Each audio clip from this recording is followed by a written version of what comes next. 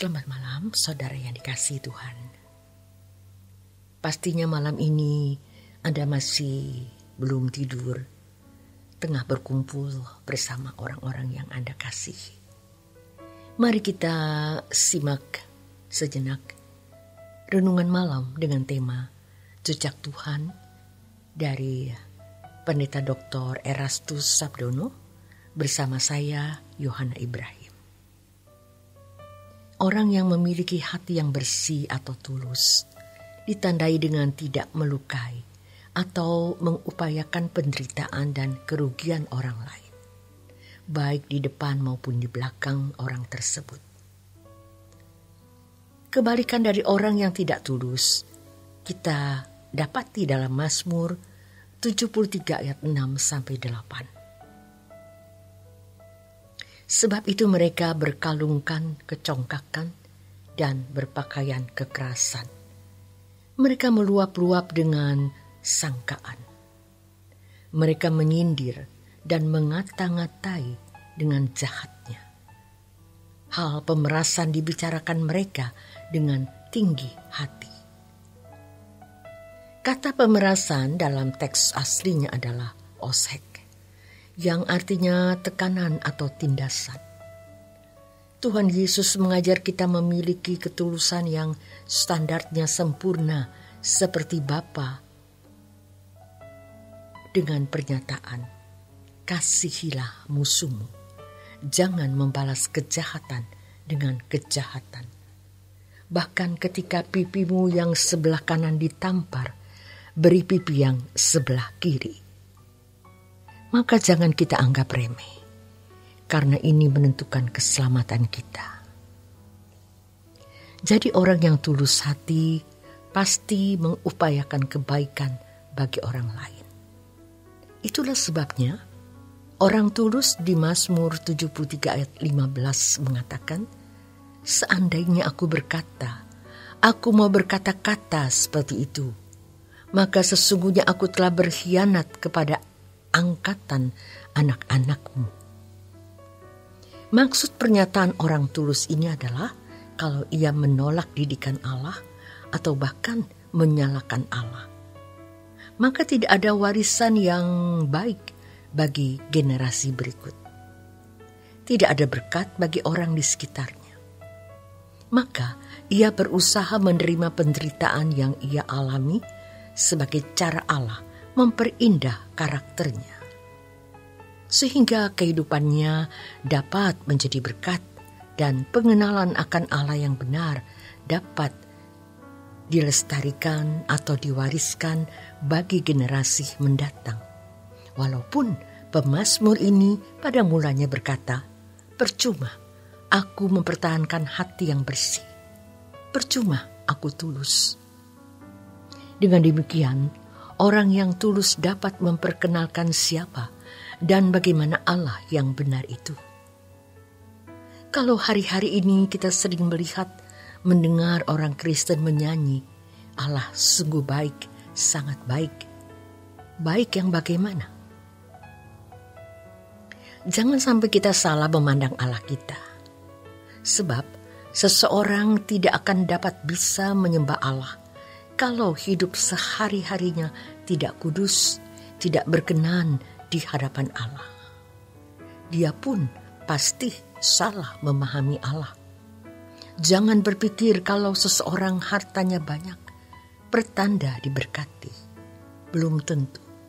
Tetapi selama ini kalau orang memiliki kelimpahan harta, sukses dalam karir, dalam jenjang kepangkatannya, lalu orang berkata, dia orang yang diberkati.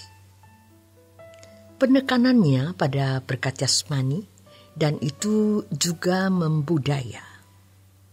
Konsep budaya dan konsep banyak orang Kristen begitu, dan ini sesat sebenarnya. Orang yang tulus juga memiliki beban bagi keselamatan jiwa orang lain. Itulah sebabnya orang yang tulus memiliki kepedulian terhadap orang lain. Perjalanan hidup orang-orang seperti ini yang peduli terhadap orang lain pasti memuat jejak Tuhan. Mestinya atau seharusnya setiap kita sungguh-sungguh bertuhan, di mana kita memiliki pengalaman dengan Tuhan, yang di dalamnya menunjukkan siapa dan bagaimana Allah kita. Kenyataannya banyak orang yang terkesan atau seakan-akan membela Tuhan dengan berdebat, seakan-akan membela ajaran Kristen. Dalam perdebatannya, mereka tidak memancarkan kelemah lembutan, bisa jadi didorong atau kemarahan dan sakit hati. Karena Tuhan Yesus dan Alkitab dinista. Bukan tidak boleh membela iman Kristen. Namun, pembelaan kita kepada Tuhan itu adalah ketika kita memancarkan kehidupan pribadi Allah. Maka seharusnya setiap kita memiliki cerita kehidupan yang di dalamnya jejak Tuhan dapat dimiliki oleh orang di sekitar kita dan diwariskan kepada anak cucu kita. Seperti misalnya sejarah hidup Nuh yang taat kepada kehendak Allah, sehingga meluputkan anak cucunya dari bencana, sekaligus mewariskan teladan kehidupan iman. Jadi, orang melihat jejak Tuhan dalam hidup kita. Keturunan kita melihat jejak Tuhan dalam hidup kita. Saudara, hal ketulusan menunjuk kepada keadaan batinia secara individu yang berkualitas baik. Keadaan batinia ini bersumber dari diri sendiri karena kehendak bebasnya. Tentu saja hal ini terbangun dari waktu yang lama, yaitu ketika seorang anak manusia selalu merespon tuntunan Tuhan, sehingga membangun hati yang tulus. Dengan demikian, hati yang tulus bukanlah karunia, melainkan buah kehidupan seseorang. Dalam hal ini, bukan Tuhan yang menetapkan dan membuat seseorang bisa menjadi tulus, sementara yang lain tidak tulus. Tetapi masing-masing individu membangun dirinya sendiri, dan ini dalam waktu perjalanan hidup yang panjang. Pikiran dan perasaan kita akan melahirkan kehendak.